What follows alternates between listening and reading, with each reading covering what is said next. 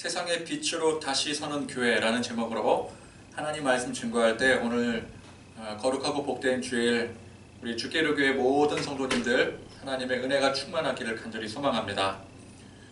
다사다난했던 2020년 한 해가 저물어 갔고 2021년 새해 첫 주일을 이렇게 맞이하게 되었습니다.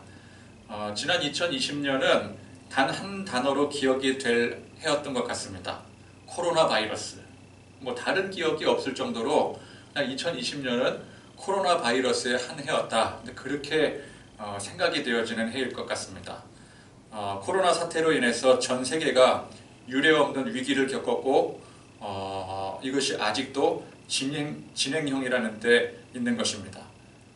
교회도 또 여러분들 각자의 삶도 위기가 아닐 수 없겠죠. 2021년은 작년에 비해서 더 좋아질 것이라는 장담도 할 수가 없는 그런 현실입니다. 코로나 사태가 더 절망적인 상황으로 치닫게 되지는 않을지, 또 코로나가 가고 더 센 놈이 등장하지는 않을지, 물론 이 모든 것들이 다 종식이 되고 다시 회복이 되어서 더 잘 될지 이건 아무도 모르는 일인 것입니다. 오직 하나님만 아시고 하나님께서 섭리하시는 일입니다. 그러면 우리가 알지 못하는 앞날에 대해서 걱정하거나 근심하거나 혹은 장밋빛 전망을 내놓을 것 없이 우리 하나님만 바라보면 되는 것입니다. 절망적인 환경이든 환상적인 소망의 환경이든 중요한 것은 환경이 아니라 하나님의 함께하심이기 때문에 그렇습니다. 아무리 절망적인 환경이라 할지라도 하나님이 나와 함께하시면 되는 것입니다. 아무리 환상적인 환경이라 할지라도 하나님이 나와 함께 하시지 않으면 그건 안 되는 것입니다. 그래서 무겁고 어려운 짐, 내가 어떻게든 그거 지고 가려고 하지 말고 우리 주님 앞에 그 모든 짐들 다 맡기시고 잘 되든 안 되든 하나님의 기쁘신 뜻이 우리 안에, 내 안에 이루어진다라고 하는 그 믿음으로 살아가기를 결단하는 그런 저와 여러분들 되십시다. 그러면 안 돼도 하나님의 뜻이요, 잘 돼도 하나님의 뜻이요. 그래서 성도는 항상 하나님 앞에 감사할 수 있는 것입니다. 우리 지난 송구영신 예배를 드리지 못했습니다. 모여서 함께 자정을 보내고 또 새해를 맞이하며 예배 드리지는 못했어도 여러분 각자가 송구영신, 지난 해를 보내고 새해를 맞이하는 뜻깊은 시간들을 각자가 잘 보냈으리라고 생각을 합니다. 이제 2021년 새해를 맞이해서 우리는 다시 또 새로운 마음가짐으로 새 출발을 하게 됩니다. 각자 소망하고 또 이루기를 바라는 바들을 또 이제 생각을 하면서 또 1월 1일 첫날부터 실천에 옮기기 시작을 합니다. 그래서 어떤 분들은 기도 생활을 마음 잡고 다시 시작을 해야 되겠다. 그래서 나름대로의 이제 그런 계획을 실천할 것이고, 또 어떤 분들은 성경 읽기를 시작을 해야 되겠다, 혹은 큐티를 해야 되겠다, 그래서 시작을 할 것이고, 또 어떤 분들은 건강을 위해서 등산을 해야 되겠다, 혹은 새로운 어떤 다른 운동을 시작하겠다, 다이어트를 위해서 식단을 조절하며 운동을 할 것이다. 근데 그렇게 시작을 하게 될 것입니다. 또 우리와는 별로 관계는 없겠지만 담배를 끊어야 되겠다, 또 술도 끊어야 되겠다, 도박도 끊어야 되겠다, 마약도 끊어야 되겠다. 웃자고 하는 소리이지만 사실 아무도 지금 저는 없는 상황이라서 이런 얘기를 왜 하는지 듣는 여러분들은 그냥 피식이라도 웃어주시기를 바랍니다.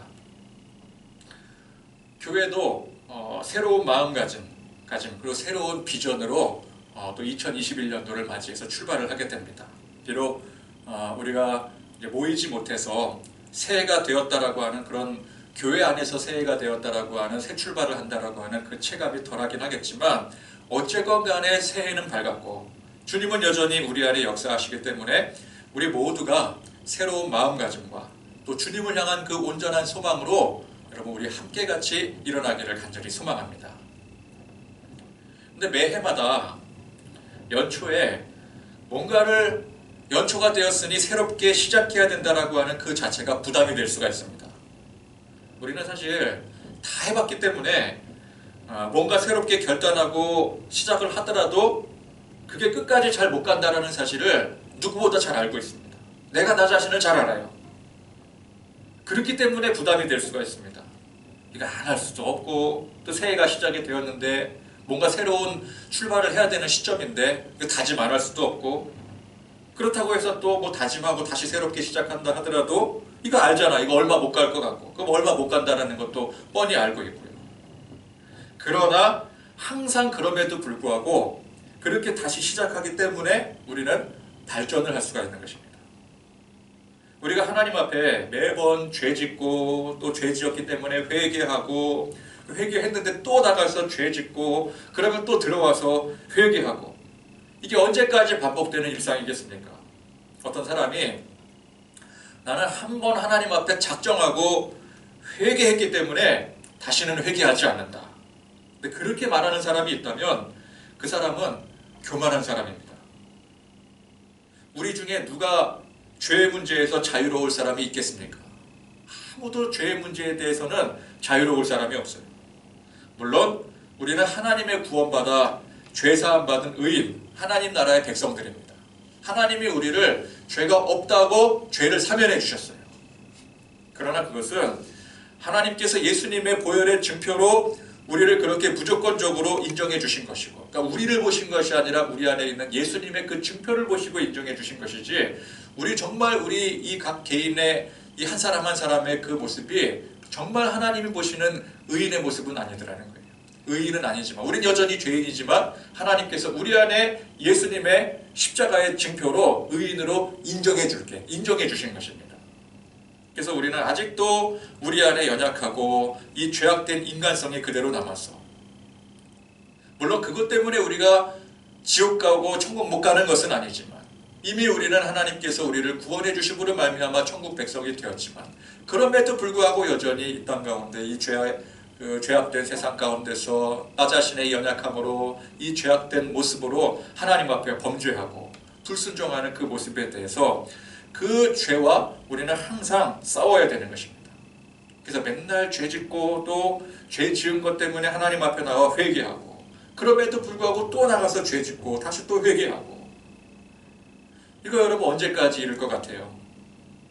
한 10년쯤 열심히 신앙생활을 하다 보면은 완숙한 또 거룩의 경지에 올라서 그런 반복적인 죄와 회개의 삶을 청산하겠습니까? 한 20년 걸릴까요? 아니면은 뭐 그렇게 오래 걸릴 수는 없다. 그래서 작정하고 한 3년 그냥 산속에 들어가서 거기서 그냥 뭐 불철주야 그냥 빡세게 기도하면은 그러면 해결이 될까요? 아닙니다. 확신하건대 우리가 죽는 날까지, 숨 넘어가는 그날까지 이 죄와 회개를 반복하며 우리는 살아가게 될 것입니다. 그러면 사실 얼마나 답 없는 인생들입니까? 그렇게 보면은 발전이 없는 인생들인 것 같아요. 너무 이런 게 반복이 되다 보면은 어쩔 땐 지칩니다. 주님, 다시는 죄 짓지 않겠습니다. 이러기를 계속해서 똑같은 거 가지고 계속 반복하는 거예요. 죄 짓지 않겠습니다. 그러고 나가서 얼마 동안 죄 짓지 않는 것 같더니 또 다시 죄 짓고, 또 그 문득 깨닫고 들어와서 또 하나님 또 죄 짓지 않겠습니다. 회개하고 나갔다가 또 죄 짓고, 이러다 보면은 이게 계속 반복이 되다 보면은 나는 이거 안 되는 건가? 나는 이거 가망이 없는 인간인가? 이러면서 실족하기도 합니다. 범죄자가 죄 짓고 감옥 들어가서 또 그 죄 지은 만큼 살다가 나오면, 그러면 이제 새 사람이 되어서 다시는 그 죄 짓지 아니하고 잘 살아야 되는데, 또 다시 죄 짓고 또 걸려들어서 감옥에 죄집 안방 드나들듯이 그렇게 드나드는 모습을 보면서 저런 사람들은 왜 저렇게 살까? 그런데 그게 바로 우리의 영적인 모습이라는 것입니다. 죄 짓고 회개하고 또 죄 짓고, 죄 짓고 깜빵 가고 또 죄 짓고 깜빵 가고, 새해 다짐을 하고 또 해도 이게 얼마 지나지 않아 다시 도루묵이 되어버리고 작심삼일로 끝나버리고, 또다시 새해 되면은 또다시 다짐을 하고, 다시 또 원상복구 되고, 또 새해가 되면 또다시 다짐을 하고, 그럼 이거 도대체 뭐 하자는 건가? 그러나 중요한 것은 우리가 그렇게 매번 실패하고 좌절하고 또다시 도전하고 또 시작하고, 그럼에도 또다시 실패하고 좌절을 하고, 그래서 다시 시작한다 할지라도 우리 주님께서 우리를 보실 때 우리의 도전, 그럼에도 불구하고 다시 시작하는 그런 모습을 우리 주님은 반겨주신다는 거예요. 여러분 우리 주님의 그 반겨주시는 그 모습을 기억하시기를 바랍니다. 아무리 실패하고 넘어져도 우리 주님은 우리가 실패하고 넘어진 것 가지고 우리를 포기하지 않으십니다. 다시 시작할 때마다 우리 주님은 우리를 믿어주시는 거예요.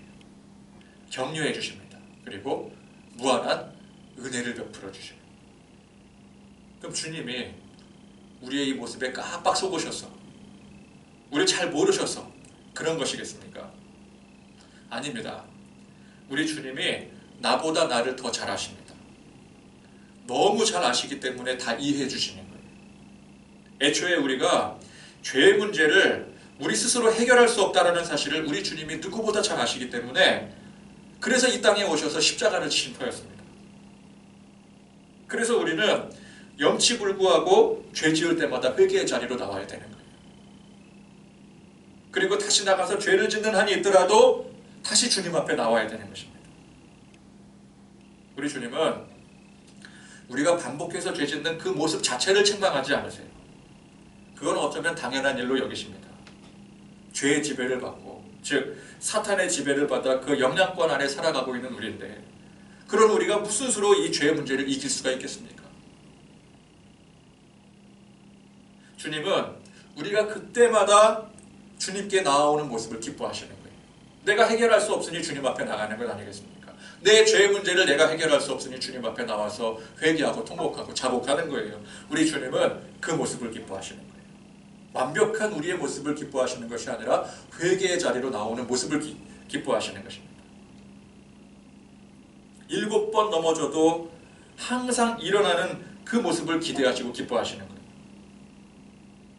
그래서 우리는 아주 작정을 하고 정말 죄짓지 않기 위해서, 또 말씀 안에 살기 위해서 그렇게 노력하며 살아야 되겠지만, 그럼에도 불구하고 우리의 연약함으로 인해서 부지중에 혹은 부지중이 아니더라도 또 죄짓고 또 말씀 불순종의 자리에 빠져버렸을 때 그때마다 다시 깨달음이 있고, 그래서 뉘우치고 회개하는 자리로 나와야 된다는 것입니다.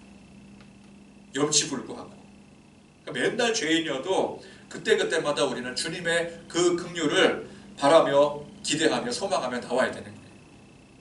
여러분, 이게 겸손입니다. 이게 겸손이에요. 나는 맨날 죄인이기 때문에 저절로 겸손할 수밖에 없는 거예요. 작심삼일로 끝날지라도 새해가 되면은, 새해가 아니더라도 우리 마음 가운데 도전이 되게 된다면 항상 우리는 결단하고 새로운 계획을 소망 가운데 시작을 해야 되는 거예요. 그게 비록 얼마 못 가 끝날지언정 그럼에도 불구하고 우리 계속해서 도전하는 겁니다. 그러다 보면 어떻게 해요? 나도 모르는 사이에 점점 나아지게 되는 거예요. 물론 죽는 날까지 여전히 부족하고 연약한 죄인의 모습으로 우리 주님 앞에 내가 죄인입니다. 내가 죄인이기 때문에 주님 앞에 겸손히 나아갑니다. 그런 겸손의 모습으로 살아가지만, 그래도 여러분 우리의 모습이 그렇게 살다 보면은, 그렇게 주님 의지하여 겸손히 살다 보면은 처음보다 더 나아진 모습으로 사는 동안 점점 하나님의 나라의 백성에 가까워지게 되는 거예요. 그 나도 모르는 사이에. 주님이 우리더러 너희는 세상의 빛이라 말씀하셨습니다. 우리가 정말 빛과 같은 속성을 가졌기 때문에 그런 말씀을 하신 게 아니에요. 여러분, 사실 우리는 빛은커녕 어둠에 더 가까운 사람들입니다. 속성 자체가 어둠이에요. 인간은. 그러나 주님께서 우리에게 강렬한 빛을 비춰주셨습니다. 달은 스스로 발광을 할 수가 없습니다. 태양빛을 받을 때에 비로소 반사되어서 발광을 할 수가 있는 거예요. 달이 태양의 빛을 반사받을 수 없는 지구 뒤편으로 가려져 있을 때는 달은 그냥 암흑 그 자체입니다. 달 자체는 빛을 발할 수가 없어요. 발광을 할 수가 없어요. 우리가 이와 똑같습니다. 우리 스스로는, 우리 한 사람 한 사람 우리 스스로는 암흑 그 자체이지만, 태양과도 같으신 주님이 우리에게 빛을 비추시니 우리도 발광을 할 수가 있는 거예요. 그 빛이 반사가 되어지는 거예요. 우리가 여전히 부족하고 연약한 죄인이지만 그럼에도 불구하고 우리 주님 바라보면서 두 손 높이 들고 영광 바랄 때 그 주님의 빛이 우리에게 비춤으로 그 빛이 단사가 되어서 세상의 빛이 될 수가 있는 것입니다. 항상 뭘 잘 해보려고, 죄짓지 않고 살려고 바둥대며 기도하고, 또 안 되지만 되는 줄 믿고 소망하고, 안 되더라도 새로운 계획을 실천해 나아갈 때 그것이 바로 주님이 우리에게 빛을 비추시는 거예요. 우리가 주님 앞에 나아가잖아요. 우리가 주님 앞에 나아가면 주님의 빛이 우리를 비추는 거예요.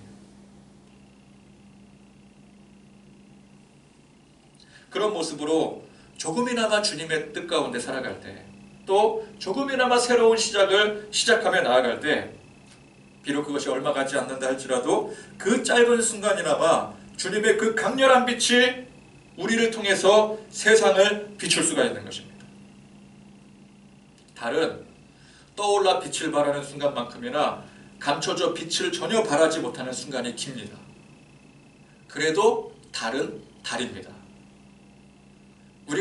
보통 우리가 생각하는 달의 이미지는 어떤가요? 보름달이건 초승달이건 반달이건 간에 밤하늘을 비추는 빛으로 생각을 하지, 어두컴컴한 우주 저편의 암흑의 이미지로 우리가 달을 생각하지 않습니다.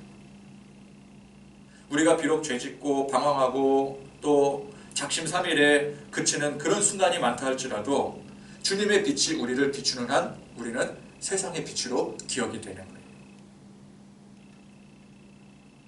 교회도 부족함이 많습니다.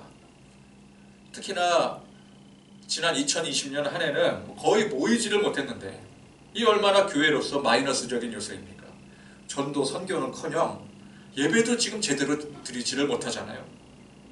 그러나 주님의 빛이 이 교회를 여전히 비추고 계신다면, 그것을 우리가 믿는다면 우리는 그 빛으로 세상을 얼마든지 밝게 비칠 수 있는 거예요.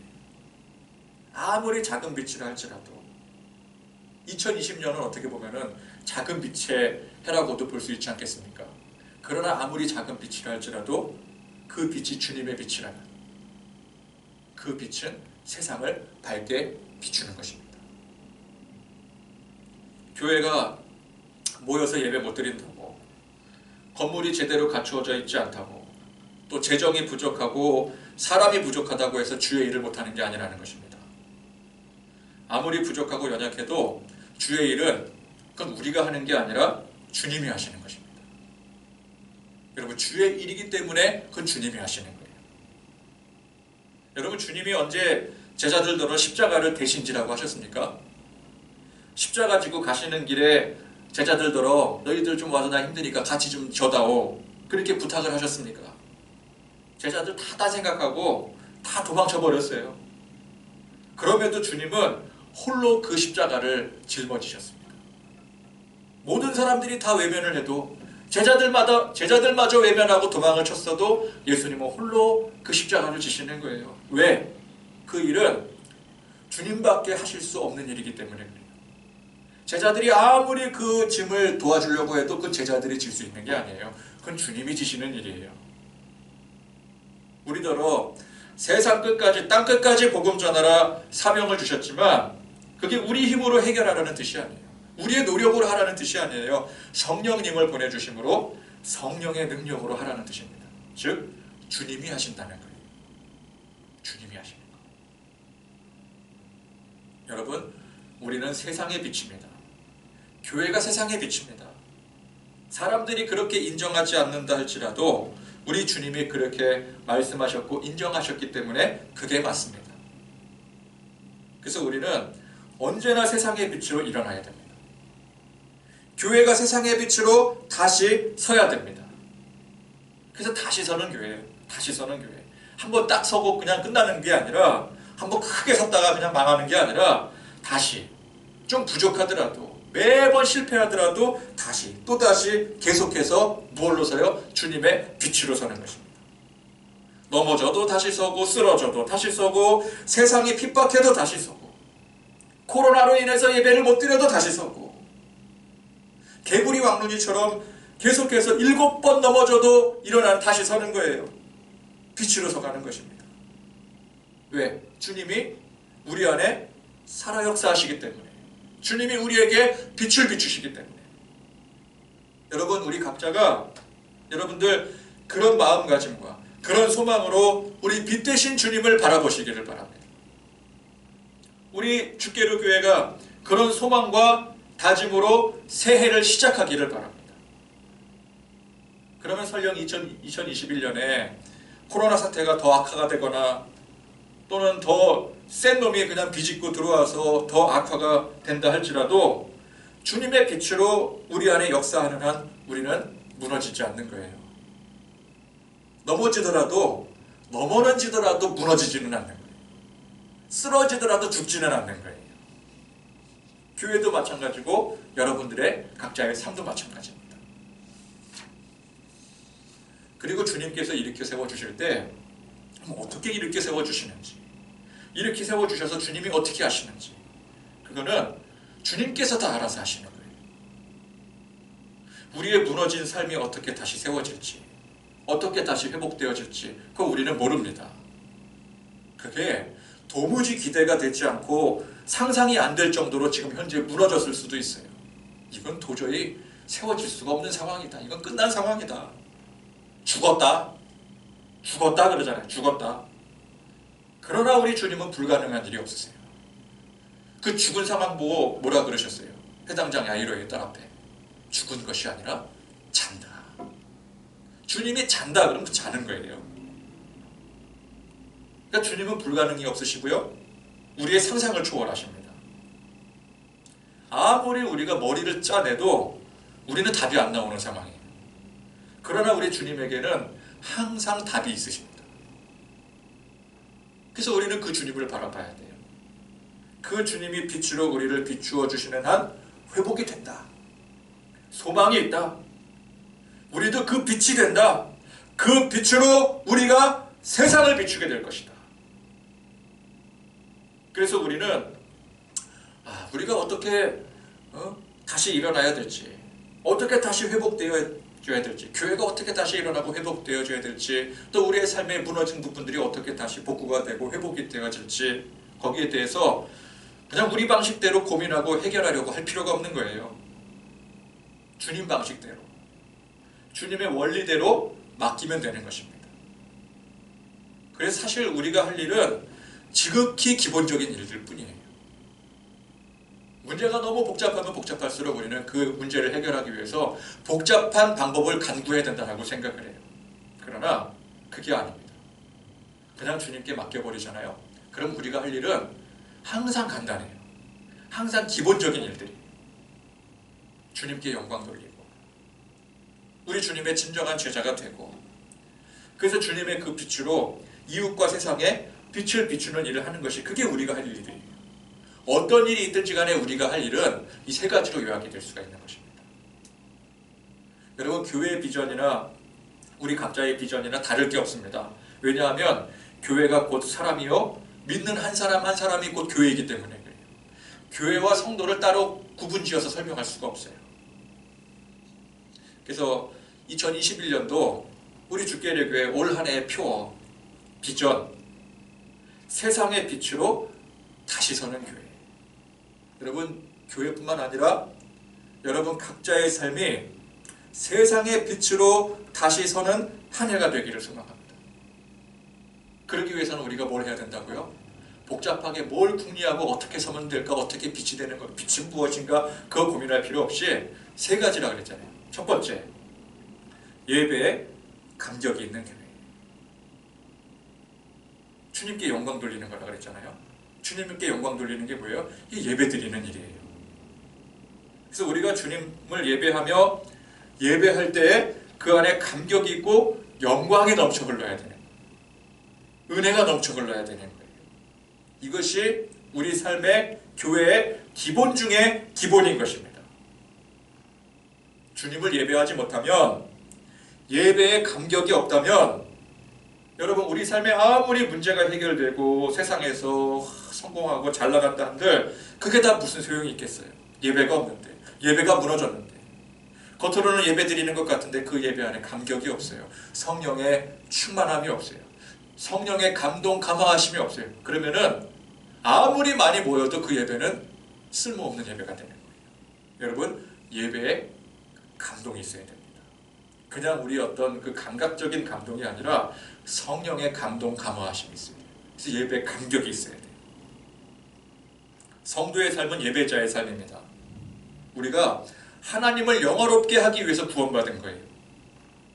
하나님을 높이고 주님을 예배하는 게 우리 삶의 무조건적인 1순위인 것입니다. 사업을 하건 운동을 하건 뭐 돈을 벌건 뭘 하건 간에 모든 삶의 제1순위는 하나님을 영화롭게 하는 거예요. 예배하는 거예요. 예배에 감격이 있어야 돼요. 교회가 피치 못할 사정으로 모이지 못한다 할지라도 여러분 각자 있는 곳에서 예배하면 그게 바로 교회인 거예요. 모이는 교회도 교회지만 흩어지는 교회도 그것도 교회인 것입니다. 우리 각자가 현재 어렵고 힘든 삶의 과정에 놓여있다 할지라도 그러나 그 가운데 하나님을 찬양하고 경배하며 예배할 수 있다면 그 자체로 감사한 거예요. 그게 제일 중요한 것입니다. 너무 힘들고 괴롭기 때문에 도무지 이게 감사할 수가 없고 예배할 수가 없다면 이게 문제가 많아서 문제가 아니라 예배할 수 없는 그 자체가 문제인 거예요. 우리가 어떤 상황, 어떤 환경에서건 예배할 수 있다. 하나님 앞에 예배할 수 있다는 것은 시간과 장소와 환경이 그렇게 허락이 되어서 할 수 있는 것이 아닙니다. 우리 마음 중심이 예배자로서 서 있기 때문에 성령이 우리 안에 함께 하심으로 인해서 우리 마음 가운데 주님을 예배하며 영광 돌릴 때 그 안에 감동, 감화하심이 있을 때 그렇기 때문에 우리가 예배자로 설 수가 있는 거예요. 환경의 문제가 아닙니다. 그러면 그 자체가 주님의 빛을 비추는 세상의 빛이 되어지는 것입니다. 두 번째는 온전한 제자가 되는 교회입니다. 온전한 제자. 이 제자가 된다는 게 무슨 뜻입니까? 점점 그 선생님을 닮아간다는 뜻이죠. 자, 그런데 예수님의 제자들을 보면은 처음부터 제자답지 못했습니다.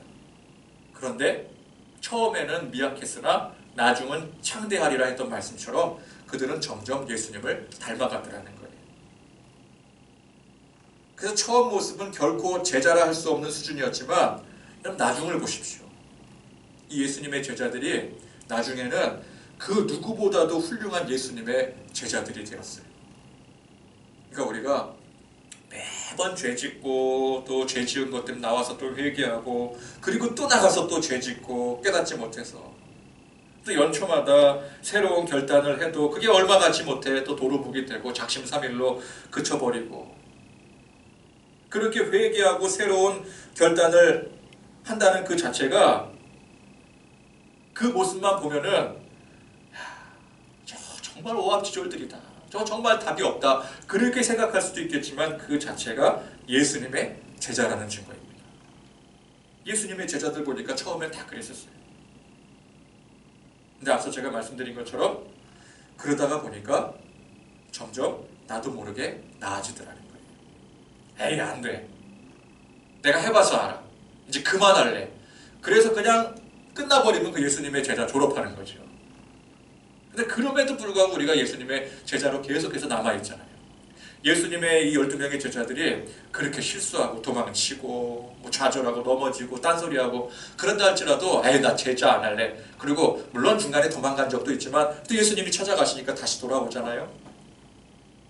어쨌건 간에 끝까지 제자 노릇을 하다 보니까 나중에 진짜 제자가 되잖아요. 우리도 마찬가지입니다.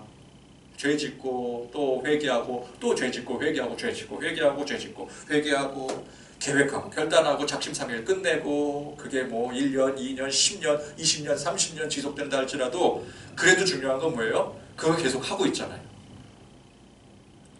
그래도 계속 제자 노릇하고 있잖아요. 그러면 언젠가 나도 모르게 나아지는 것입니다. 우리는 성경의 예수님의 제자들 보면은 그 소망이 생기는 거예요. 처음 제자들 모습을 보면은 차라리 내가 낫지 싶어요. 그 정도로 이 예수님의 제자들, 초창기 제자들의 모습은 엉망진창들이었습니다. 나중에 훌륭한 사도들이 되지 않겠습니까? 야, 저런 사람들도 저렇게 훌륭한 제자가 되어가는데 야, 나도 충분히 할 수 있다. 여러분 그렇게 도전하시기를 바랍니다. 비록 미약하지만 주님 닮아가려고 애쓰고 주님 따라가려고 열심히 달려나갈 때 그게 바로 주님의 빛을 비추는 세상의 빛의 역할을 감당하고 있는 것입니다. 그러면 세 번째, 이웃과 세상을 섬기는 교회. 그러니까 주님의 사랑으로 이웃과 세상을 섬기는 사람들, 또 그런 교회가 되어지는 거예요. 이거는 앞서 두 가지가 되어가면서 저절로 되어지는 일이에요. 자동으로 되어지는 일이에요. 이웃을 어떻게 섬겨야 되느냐? 좀 돈이 좀 있어야 되는 거 아니냐? 좀 뭔가 좀 해야 되는 거 아니냐? 세상을 섬기는 교회가 되려면 어떻게 교회가 일단은 성장하고 부흥하고 뭐 이렇게 사람들도 많이 끌어모으고 그래야 되는 것 같은데 어떻게 일을 해야 되느냐? 그거 우리가 고민할 필요가 없는 거예요. 이거는 주님을 온전히 예배하고 첫 번째, 그 다음에 두 번째 뭐예요? 주님의 제자가 되고 그렇게 노력하고 그러면은 자동으로 되어지는 일이에요. 여러분 그거 아십니까? 우리는 알게 모르게 우리 또 여러분들 뿐만 아니라 우리 교회가 알게 모르게 세상을 섬기는 사람들, 그런 교회가 되어가고 있다는 거예요. 이게 나중에 언젠가는 되겠지, 언젠가는 될 거야, 이게 아니라 지금도 우리가 충분히 하고 있는 일들이라는 것입니다. 여러분 각자가 각자의 삶 속에서 그리스도인으로서의 그 인품으로, 여러분 우리 인품을 어떻게 정의할 수 있어요? 내가 주님을 닮아가려고 노력하며 살기 때문에 그리스도인의 인품이 되는 거예요. 물론 완벽하지는 않지만 여러분 그 그리스도인의 인품으로서 우리 주변 사람들 대하고 있지 않습니까? 또 당장 교회가 눈에 보이는 어떤 큰 일을 하지는 못할지라도 여러분 기도할 때마다 세상을 위해 기도하고 이웃을 위해 기도하지 않겠습니까? 그러면 왜 그런 마음을 품고 여러분들은 기도를 할까요? 우리가 주님을 예배하고 주님의 제자가 되어가고 있기 때문에 그런 거예요. 여러분 주님을 예배하지 못하고 주님의 제자의 길을 포기하고 사는 사람들은 세상을 위해서 기도하지 않아요. 이웃을 위해서 기도할 마음이 없어요. 근데 우리가 주님을 예배하고자 하는 마음이 있고 제자화되고자 하는 그 마음이 있기 때문에 기도하는 거예요. 또 그렇게 베풀려고 애를 쓰는 거예요.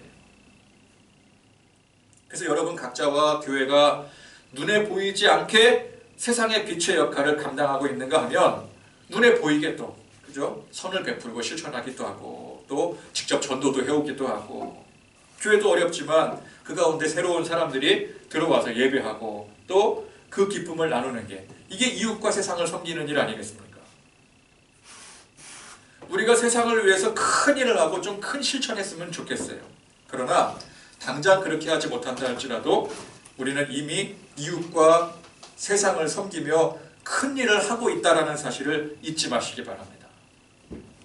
그리고